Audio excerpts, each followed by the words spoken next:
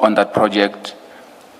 You will also get the name of the prosecutors allocated. Sometimes it will be financial investigators allocated to assist. There will be also data capturers that will be part of that team. And in your experience, in the composition of the team, is there always a DDPP?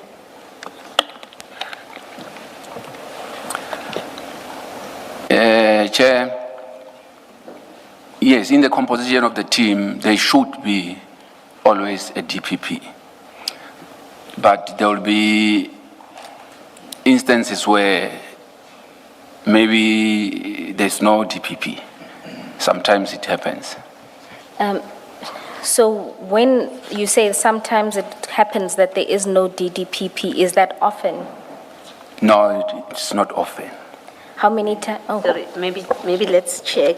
You speak of it, Ms. Powes is asking you about a Deputy Director Public Prosecutions. You are talking about a DPP. Oh, no, So it's my bad, you're my talking mistake. past each other. Yes, it's supposed to be DDP. Deputy Director. I'll just stick to Deputy Director, Chair. Yes. So in most instances, there is a deputy director.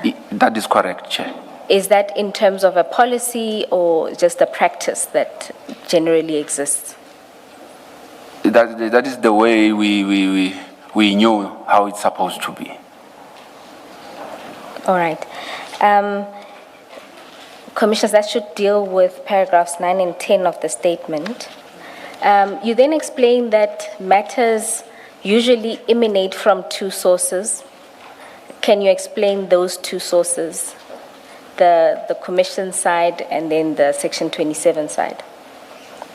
Maybe before you do that, in paragraph 10, that very last statement, the very last statement where you say the chief investigator, are you at paragraph 10? The last statement, you say the chief investigator and the prosecutor take the lead in briefing the team. Can you just explain how that works in practice?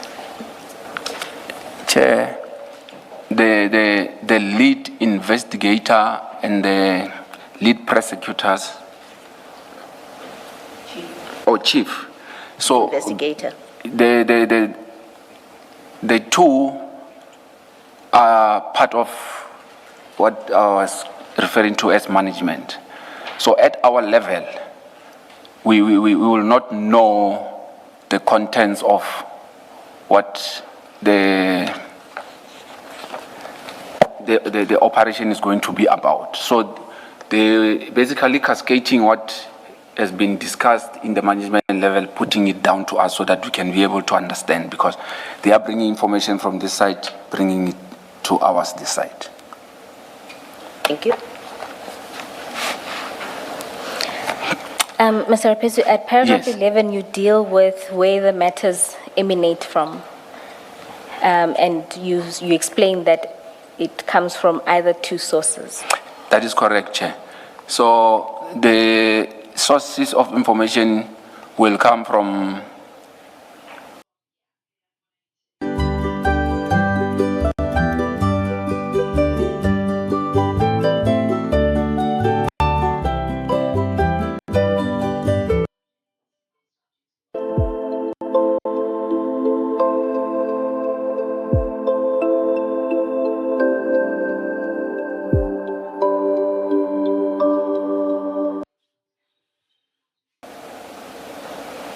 the commissions of inquiries.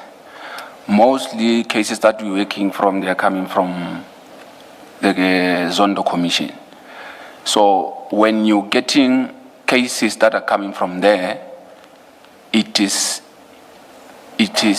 easier when I'm going to explain it from the previous paragraph 10 to indicate how, when we are briefed vis-a-vis the Section 27 and the matters that are coming from the Commission, how we deal with them.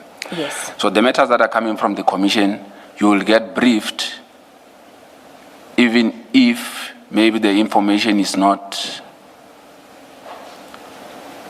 so much making sense, or maybe there's some things missing.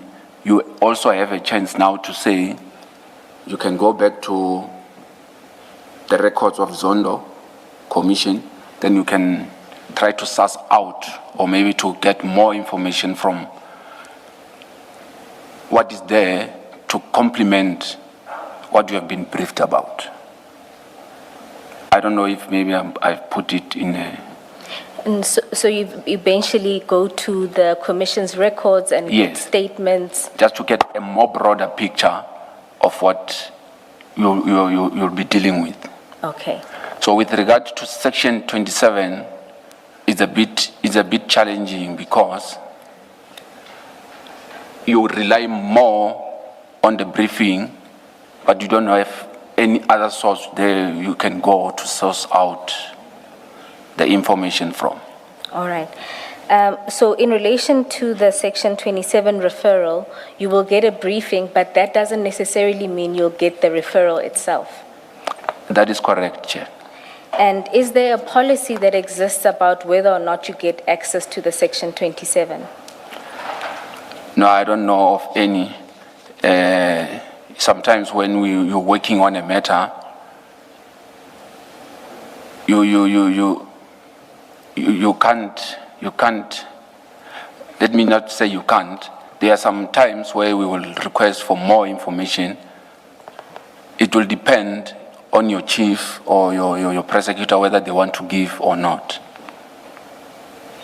So there's nothing that is saying you should be given or you should not be given. And when, Before these matters, the crime intelligence Yes. matters, had you worked on Section 27 referral matters before, investigated? I did, Chair and Commissioners. Okay, so you do have experience of how it works. Yeah, it was only once Okay, before this one. This was the second one. okay. So if I can just explain with the first one. On the first one, the prosecutor that was the lead prosecutor that we worked on with on the first one, she provided all the information that was necessary, that was relevant, and we didn't have any issues with that. But when it comes to this one, there was a bit of the information was not forthcoming. Let me put it that way. thank you. So you made a request and the information was not forthcoming in this respect? I didn't have to make a request with this one. It was made clear that we will not be getting that Section 27. And who made that clear? The advocate Ramsamy indicated that she was instructed that we should not be provided with that document. Ms. Bowen, maybe to make it clear, we are referring to Mr. Fidel Adams' Section 27 referral, because when we say this one, it's not clear what this one is. All right. My apologies, Commissioner Kumalo. The second matter with the second Section matter- 27, that is the one that is referred to as the Adams referral. That is correct, Chair. Thank you. Now, you explained that usually once you get information, you do sort of a preliminary investigation. Can you explain how that works at paragraph 13? Usually when we receive matters,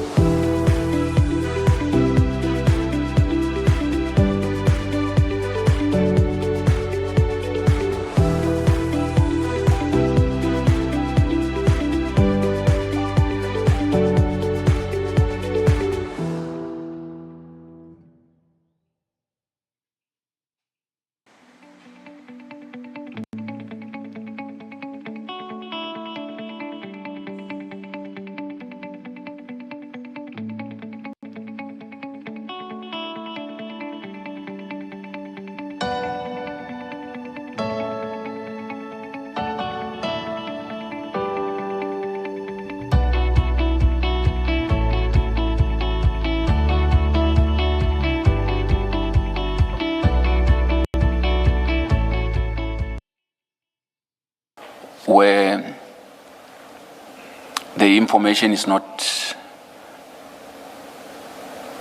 It's sparse or, yeah. So we tend to take it upon ourselves to do a sort of a preliminary investigation. It can either be, even if the matter is coming from the commission, we will take it up